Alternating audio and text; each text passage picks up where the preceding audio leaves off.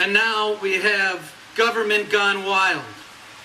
Some people wonder why we're for limited, accountable government. Well, I think recent events should remove any doubt why these principles are so important to the Republican Party. And I don't think for a second that these latest scandals are a one-time thing.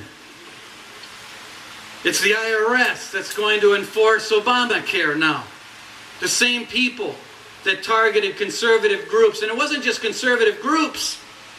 It was any person or any group that had something critical to say of the current administration. A president that's in love with the sound of his own voice, but's not in love with leading. A president that puts ego, power, and a hatred for dissent above everything else. That's Barack Obama. That's the leader of this country. And I don't think this administration realizes that the First Amendment wasn't a suggestion. The Bill of Rights is not a wish list. It's a set of non-negotiable limits on the federal government. And that's why this week and last week I've called for the resignation of Eric Holder.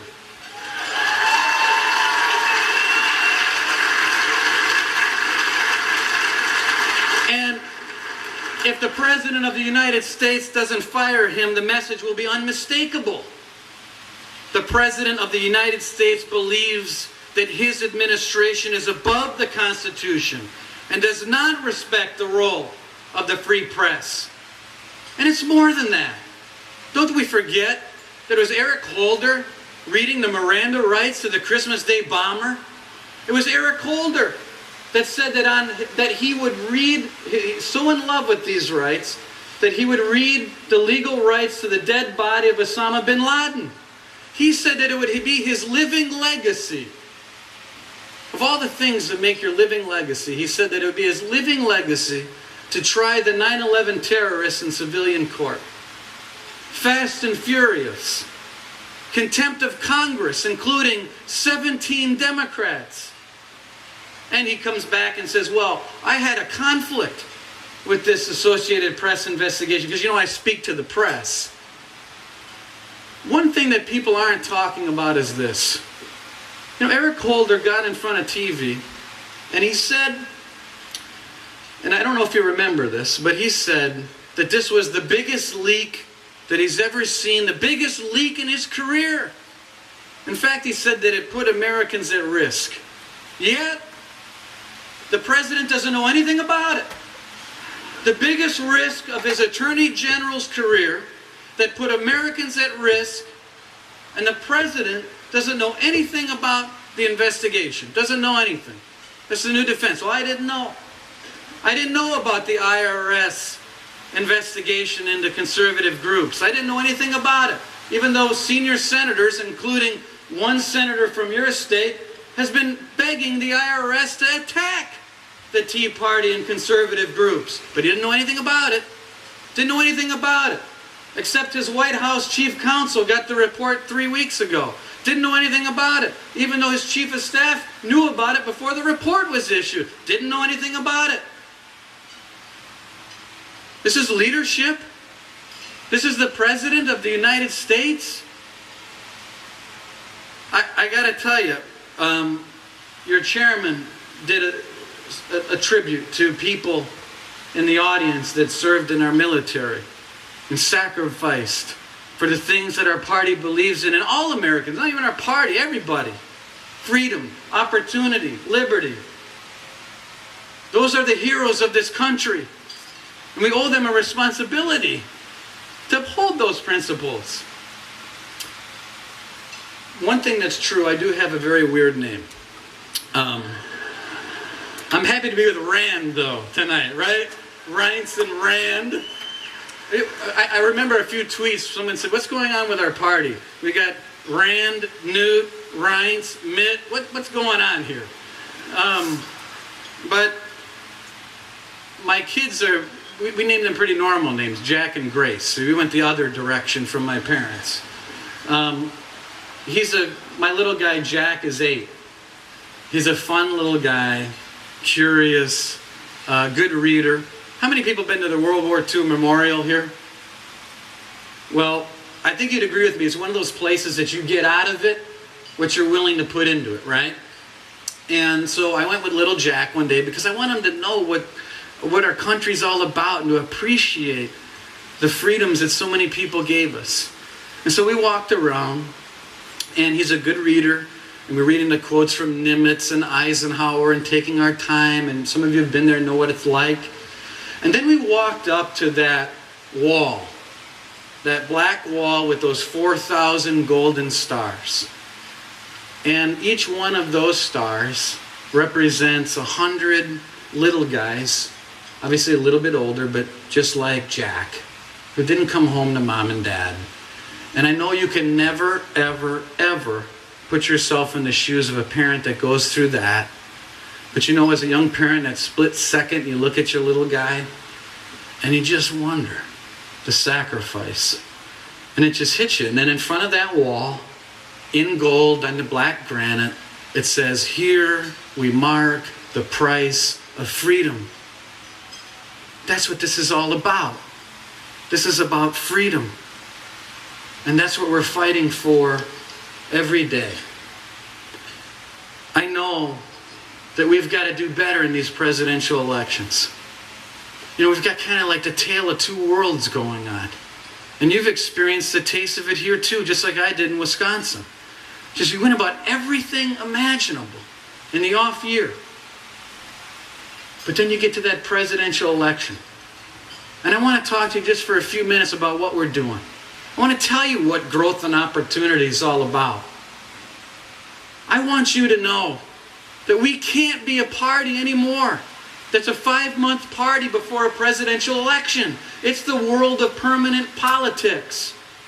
And so we're trying to build out a party that understands that we need to be coast to coast, granular, every community, clipboards in hand, Asian, African American, Hispanic, all over the place, New England, nonstop, big party, politics all the time, registering voters, going to community events, going to swearing-in ceremonies, and working nonstop. We can't be a 5-month parachute organization getting huge and raising a lot of money, dropping in and expecting to succeed. Because you know what? We're not running against John Kerry and Al Gore anymore. This is a new world. 2 years ago, when I walked into the RNC, some of you may not know this, we had $26 million in debt. Something I haven't shared a lot. You would agree the RNC and the DNC are probably the two biggest political organizations in the world. When I walked in, both credit cards were suspended for non-payment. We had 80 employees in 2011. Do you know how many Barack Obama had in Florida? Hundreds. If we're going to compete, we've got to win on the ground. If we're going to compete, that means we need to be huge right now. That's what this project is all about. And we need to speak to people from the community, in the community, working in that community, hiring the people from the community to speak to the people in that community. That's how you win elections. Secondly, branding and marketing. We don't tell people who we are anymore. We're the party of freedom, opportunity, and equality. But you wouldn't know it, because we're not out there saying it. But we're going to be. We're going to be educating people about what we believe in, what we're about, what the principles are of the Republican Party on a year-round basis, not 4 months ahead of time. And when's the last time we've seen flyers that said, "I'm a Republican because"? We've got to protect our brand. Because it doesn't matter whether you're for Rand Paul, Paul Ryan, Marco Rubio, Kelly Ayotte, Susana Martinez, every one of these folks, they're going to have a big fat R next to their name. And it stands for Republican. And we've got to get that straight. Our digital and data capabilities have to improve. I won't bore you with the campaign finance piece, but I can assure you that the RNC has to be in the middle of it. and it has to improve, and it's going to take a lot of time and a lot of money and a lot of people to get on the same page. Sharing data, big data, is an endeavor for this party that we have to work at. And now we have the opportunity to do it. Last thing I want to talk to you about. I happen to think our primary system, not the early states at all. I was the general counsel that helped make sure that New Hampshire was an early state carve-out. So I'm not talking about that. But I am going to tell you what I am talking about. I think the slicing and dicing has got to stop. We've got to grow. We've got to let people in that door. I want to tell you two things that I'm bent on fixing. Number one, we cannot anymore allow moderators who are in the business of creating news make that news at the expense of our party and our candidates. It's over. We're done. We're done. We're done with having Anderson Cooper and George Stephanopoulos depose our candidates in front of national TV. The second thing, some might say, wait a second, you missed something pretty big here. You know, Mitt Romney never defended himself, went all summer, got defined. Let me tell you what's going on. And this will be in the weeds just for a second. Number one, you know there's primary money and general money. Back a few cycles ago, these conventions started moving to the end of August. And they did that because the candidates wanted to shorten the period of time by which they would have to rely on public financing. So they get moved later and later and later. So in this case, Mitt Romney goes through a bruising primary. He's out of primary money. He's sitting on millions and millions of dollars in the general election bucket in June. But he can't get it because the convention's in August. So he is the proverbial duck in the pond that can't get to the money that is sitting in his campaign. That's why we're talking about moving the convention to the end of June. That's why we're talking about making sure that we have a say over who the moderators are and who the media partners are. It's not an establishment takeover. We're trying to protect the candidates, the nominees, and the things that we believe in, the things that we're celebrating tonight. Look, you're all leaders in the party. You wouldn't be here. You all have your own networks. We want to do you proud. We want to build a big party. We want to build a party that works with people, that shares data. We want to be a party that wins together. That's what we need to do. I want to tell you a little story as I close out here.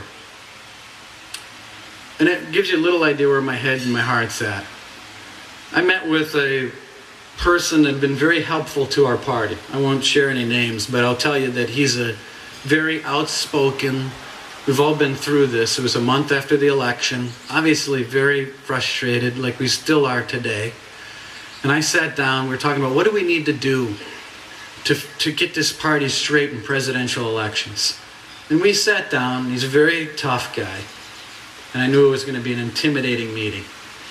I got about 2 minutes into it. He said, now hang on a second. Hang on, time out. Here's the deal. You're young, you're smart. Now that's debatable, but he did say that. He said, you're young, you're smart. If you want a job here, I'd love to have you. I'll give you a job down the hallway. But here's the thing. If you're not going to be big and you're not going to be bold, then don't waste my time. Don't waste your kids' time. Don't waste your wife's time. Don't waste your life. We're all called to be big and bold. Whoever did the prayer tonight, I thank you for that. And I'm thankful for a party that prays before we sit down and eat. But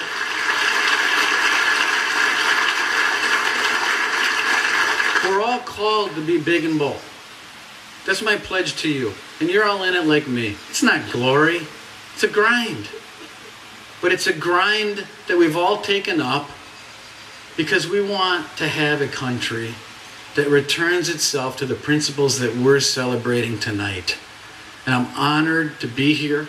I'm honored that your chairman called a couple months ago and said, listen, we're going to have a big dinner in New Hampshire, and I'd love nothing more if you can help me get Senator Rand Paul to come and kick off this New Hampshire GOP.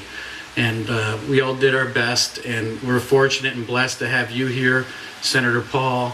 It's a blessing. We're grateful for you and everything that you've done for our party. And the last thing I would say is that I'm also grateful that I'm going first, because with a 13-hour filibuster, I'm not going to be here in the morning. Thank you. God bless you.